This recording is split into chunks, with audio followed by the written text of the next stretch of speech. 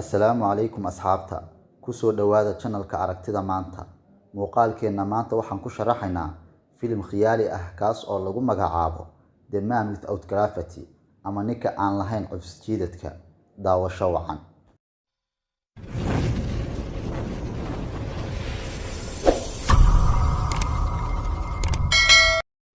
Filimka ayaa ku bilaabanaya haweeney magaceeda la yiraahdo Natalia iyo hooyadeed Alina oo wataan gaari iyagoo u socda isbitaalka.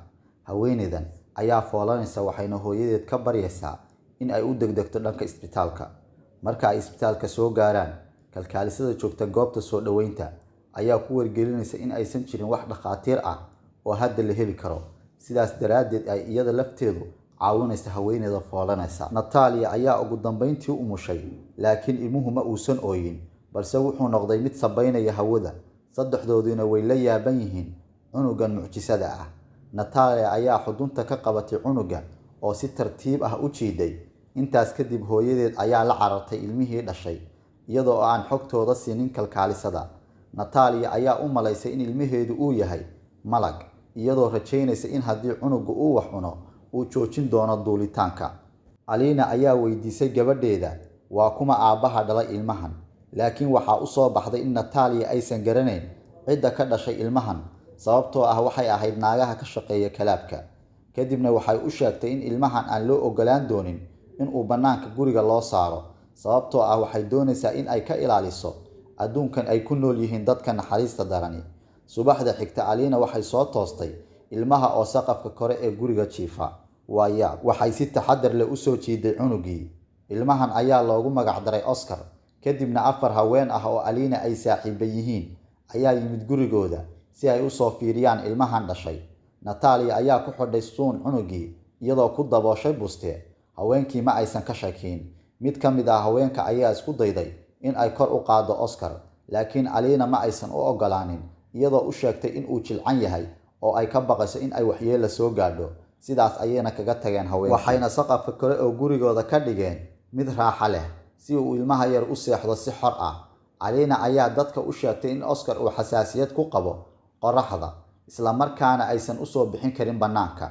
Dhowr sano kadib, Oscar ayaa koray wuxuuna noqday ilmo yar oo qurux badan, balse ayeeyadii wali uma ogola in uu bannaanka guriga uga baxo.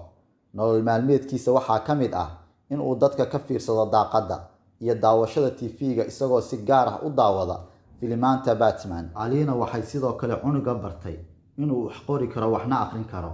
Maalin maalmaha ka mid ah, Natalia waxay samaysay jaakad iyadoo miisaan culus jeebka u gelisay, taas oo ka dhigaysay in Oscar uu dhulka ku socon karo.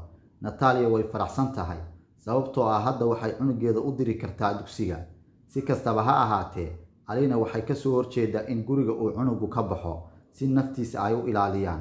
Xitaa haddii Natalia ay ku adkaysato, iyadu uma ogolaan doonto. Maalin maalmaha ka mid ah, Oscar ayaa keligiis guriga looga tegay, wuxuuna iska furay daaqadda isagoo isku dayay in uu bannaanka u baxo. Markii Alina iyo Natalia ay soo noqdeen, aad ayay isugu naxeen kadib markay arkeen daaqadda oo furan. Waxayna u maleeyeen in Oscar uu ka cararay guriga, laakiin sida muuqata Oscar jaakadda ayaa ka dhacday isagoo ku dhegay saqafka sare ee guriga. Alina ayaa bilowday in ay si joogto ah daaqadaha u xirto, halka Natalia ay rabto in inanka yar ay dibadda u saarto si uu u soo arko adduunka dhabta ah. Natalia waxay la dagaalantay hooyadeed iyagoo habeenkaas bannaanka u soo saaray. Intii ay waddada socdeen, waxay u sheegtay in cunugan awooddiisu ay sir ahaato si naftiisa ay u ilaaliyaan oo aysan wax dhibaato ah u soo gaadhin. Maalintaas wixii ka dambeeyay, Natalia waxay bilowday in ay maalin walba dibadda u soo saarto cunuga iyagoo gacmaha is haysta. Natalia waxay ka baryaysaa in uu si fiican u socdo. Maalin maalmaha ka mid ah, Natalia iyo Oscar ayaa soo aaday shopping, waxayna Oscar uga tagtay bannaanka. Intii uu sugayay ayaa waxay isku dhaceen gabadh yar isagoo ka daadiyay cuntadeedii. Inantii yareed aad ayay uga xanaaqday, waxayna ka codsatay in uu ka caawiyo in uu raashinka la geeyo gurigeeda. Markii hore Oscar wuu ka warwareegay, balse markii dambe waxa uu ka ogolaaday in uu caawiyo oo uu dhalo u qaado. Waxay ka soo baxeen dukaankii, waxayna ka sheekaysanayeen dhowr arrimood oo kala duwan intii ay soo socdeen. Kadib markii ay cabaar socdeen, Oscar ayaa ku daalay culayska jeebkiisa ku jira, waxa uuna bannaanka u saaray culayskii isagoo iska daadiyay. isla markaana waxaa celinayay dhalooyinka culus ee u wada gabadha. Laakiin markii ay soo gaareen gurigii, gabadhii yareed ayaa weydiisatay in uu siiyo dhalooyinka uu u wado, balse Oscar ayaa diiday in uu iska dhiibo labadii dhalo iyagoo iskula dhegay. Kadibna ugu dambeyntii wuu tuuray. Mar haddii miisaankii meesha ka baxay, Oscar ayaa kor u duulay, laakiin nasiib wanaag waxa uu ku dhigay saqafka sare ee guriga. Inantii yareed waxay u qaadatay in uu yahay superhero. Waxa ay siisay shandadeedii dhabarka si uu dhulka u sii joogo, waxayna u ballan qaaday in aysan cidna u sheegi doonin. Markan Natalia ayaa guriga ku sugan iyadoo ka warwarsan maqnaanshaha wiilkeeda. Intaas kadib waxa uu yimid guriga isagoo ordaya. Waxa uuna u sheegay hooyadii saaxiibta cusub. Markii ay weydiisay in saaxiibtiis ay ogaatay awoodiisa, Oscar ayaa been u sheegay hooyadii, isagoo u sheegay in aysan ogeyn. Maalintii xigtay, gabadhii yareed iyo Oscar ayaa wada ciyaaraya. Intaas wixii ka dambeeyayna maalin walba sidaas ayay u wada ciyaaraan. Waxay sheekadu sidaas ku sii socotaba, Akeso oo ah Oscar saaxiibtiis oo la socota ayeeyadeed ayaa waxay yimaadeen guriga Oscar, waxayna la hadleen Natalia, iyadoo Natalia ogaatay in Akeso ay wax ka og tahay awoodda iyo kartida uu leeyahay Oscar. Maalintaas wixii ka dambeeyay, Natalia umaysan ogolaanin inuu Oscar la ciyaaro saaxiibtiis.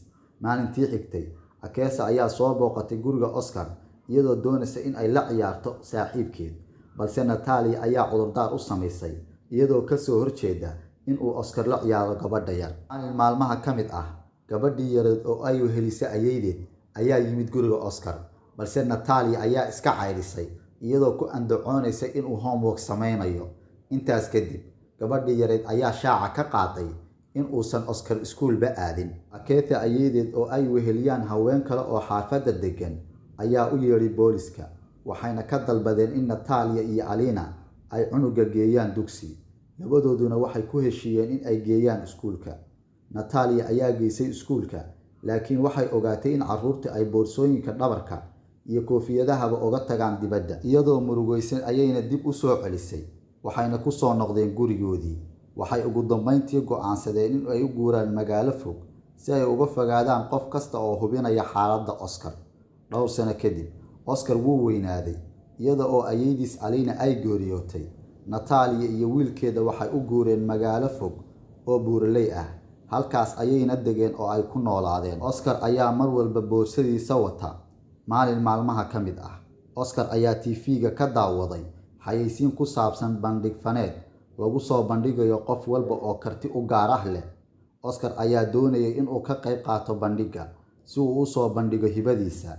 Sidaas darteed, waxa uu go'aansaday in uu isaga tago magaalada isagoo aan u sheegin hooyadii. Maalmo kadib, Oscar ayaa ku sugan goobta bandhigga, halkaas oo uu qof walba ku soo bandhigayo hibadiisa. Awoodaha Oscar ayaa qof walba la yaabay, gaar ahaan waxay u qaateen in uu yahay malaa'ig. Oscar ayaa soo jiitay indhaha dadka, gaar ahaan nin lagu magacaabo David oo bixiya abaalmarinta si uu u noqdo qof caan ah. David ayaa u sheegay in looga yeedhi doono TV-yada si uu u soo bandhigo hibadiisa. Oscar riyadiisa ugu weyn ayaa ah in buug laga qoro noloshiisa iyo awoodaha u gaarka ah ee uu dadka dheer yahay. David ayaana u ballan qaaday intaasi ay dhici doonto shaki la'aan. Oscar ayaa heshiis la saxeexday David. Kadib David ayaa u bixiyay magac cusub oo ah ninka aan cusjiidadka lahayn. Kadib markii uu saxeexay qandaraaska, David wuxuu siiyay guri qaali ah oo hadiyad ah. Oscar ayaa dalbaday in uu rabo in hooyadiis ay guriga la joogto, balse David ayaa ka diiday. Maalintii xigtay, Oscar ayaa bilaabay bandhig faneed laga daawanayay TV-yada, wuxuuna ka soo muuqday oo lagu qoray joornaalada, isagoo ka helay nolosha magaalada. Laakiin si tartiib ah waxa uu dareemayaa cidlo maadaama ay hooyadiis ka maqan tahay, isagoo ku caajisay kelinimada. Taa beddelkeeda waxa uu kasbaday taageerayaal badan. Oscar ayaana sidaas ku noqday qof caan ah. David ayaa sameeyay sheekooyin been abuur ah oo ku saabsan Oscar, xitaa isagoo sameeyay matxaf ku saabsan Oscar, halkaas oo uu ku soo bandhigayo alaabo kala duwan si uu faa'iido uga sameeyo. Oscar ayaa ka yaabay been abuurkan ay warbaahintu faafisay. Oscar ma uu doonayo in uu ku sii noolaado noloshan dadkan caanka ah oo ah nolol xirxiran oo aan furfurnayn. Sidaas darteed, waxa uu David ka codsaday in uu joojiyo qandaraaskiisa. Laakiin wax yar kadib, David ayaa u sheegay in uu la kulmayo qoraa caan ah si uu buug uga qoro sheekadiisa.